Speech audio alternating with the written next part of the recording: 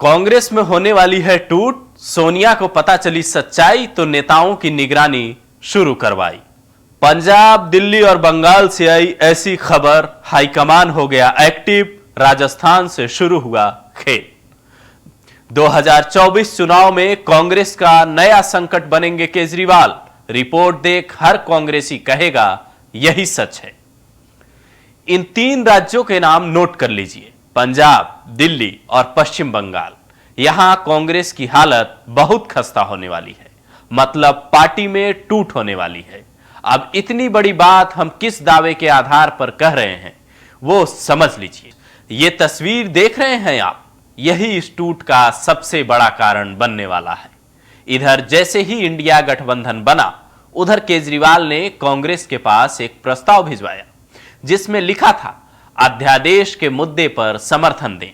कांग्रेस ने समर्थन दे दिया, मतलब खेल हो गया।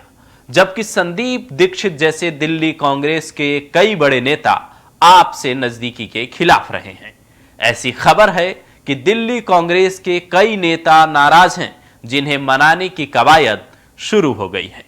अब 24 चुनाव में भी ऐसी ही चिट्ठी केजरीवाल भेजेंगे और कांग्रेस पर दबाव बढ़ जाएगा। पंजाब में आपके पास 92 सीटें हैं। इस हिसाब से पंजाब में बड़े भाई के तौर पर आप लड़ेगी।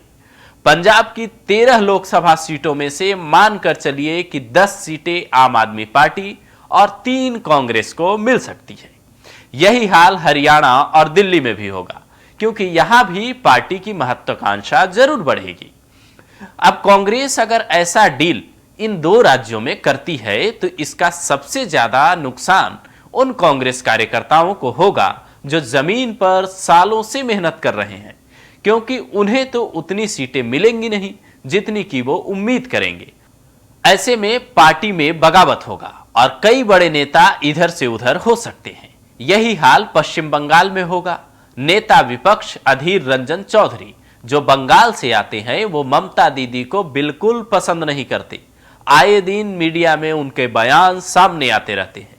जबकि विपक्ष की बैठक में सोनिया गांधी के बगल में ममता बनर्जी बैठी दिखती हैं, जिसका असर अभी से ही बंगाल में दिखने लगा है और कई कांग्रेसी नेता नाराज हैं। अब चूंकि बंगाल में भी टीएमसी की सरकार है, इसलिए वहां वो भी ज्यादा सीटें चाहेगी और इस तरह से कांग्रेस के हाथ जैसे पहले खाली थे वैसे ही और खाली हो जाएंगे। तो सवाल ये उठता है कि कांग्रेस क्या जानबूझकर अपने पैर पर कुल्हाड़ी मार रही है?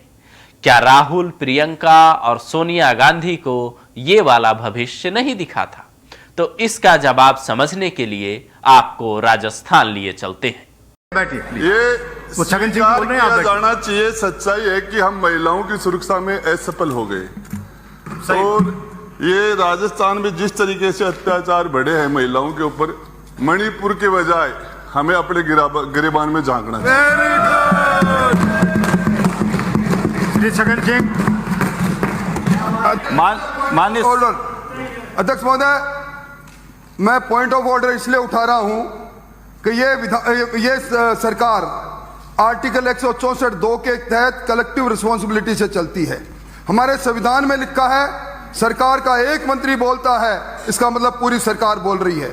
सरकार के इस मंत्री महोदय ने सरकार की कलाई खोल दी। मैं उनको तो बधाई दूंगा ही दूंगा, पर यह शर्मनाक बात है संसदीय मर्दों के प्रदेश वाले मंत्री जी। ये वीडियो कांग्रेस में होने वाली टूट का जीता जागता सबूत है। राजस्थान में इसी साल के अंत में विधानसभा चुनाव होने हैं।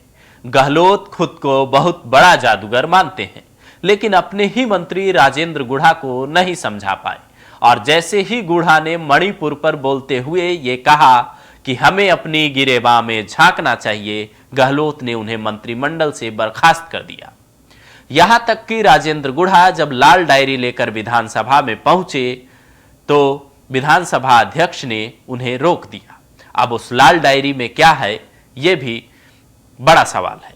सियासत के जानकार तो यहां तक कहते हैं कि यह सारा सियासी ड्रामा यूपी से कंट्रोल हुआ है, क्योंकि गुढ़ा इससे पहले मायावती की पार्टी बीएसपी में थे।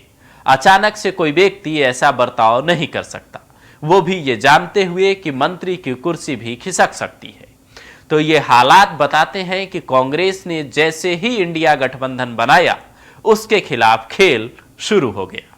इसीलिए कई नेताओं की निगरानी अब सोनिया गांधी ने शुरू करवा दी है, क्योंकि चुनाव से पहले कांग्रेस नहीं चाहेगी कि वो और कमजोर हो। लेकिन कांग्रेस में टूट के 3 और बड़े कारण भी हो सकते हैं। पहला, प्रदेश स्तर के नेता नाराज होकर पार्टी छोड़ दें, सीट बंटवारे पर सहमति न बने और बवाल हो। दूसरा, कांग्रेस के पास सही उम्मीदवारों की भी कमी है। पैराशूट से उम्मीदवार उतरेंगे तो विरोध होगा, मतलब बाहरी उम्मीदवार आएंगे तो स्थानीय नेता विरोध जताएंगे।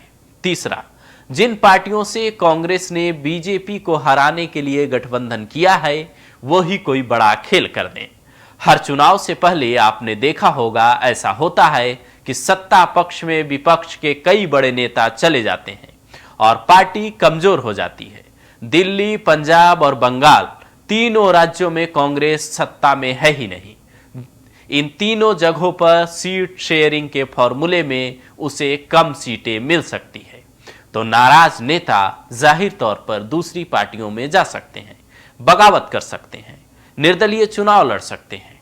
अब आप इस पर क्या कहेंगे? क्या कांग्रेस ने घाटे का सौदा कर लिया है? क्या केजरीवाल और ममता मिलकर कांग्रेस को तगड़ा नुकसान पहुंचाने वाले हैं?